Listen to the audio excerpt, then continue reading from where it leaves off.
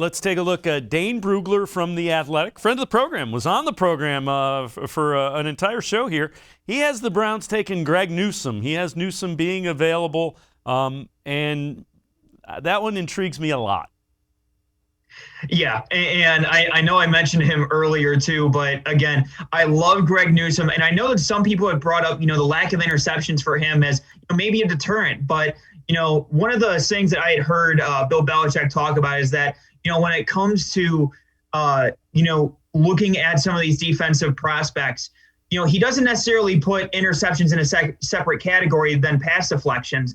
But when you combine them all together, Newsome is always around the ball. I feel like those interceptions will come. And even if they don't necessarily come right away, at the same time, he's finding his way around the ball and he's disrupting those pass receptions as well. So I think that Greg Newsome is probably my favorite prospect for them. That's a realistic target at 26.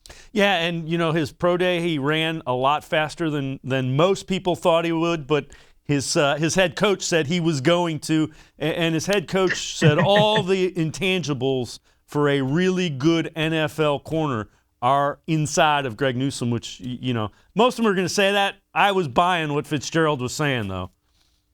Yeah, well, I mean, hey, it doesn't hurt when he's a Northwestern kid. So that he's got to be, that GPA has got to be pretty dang high in order to be able to get in there. So, I'll take a Northwestern kid 9 times out of 10.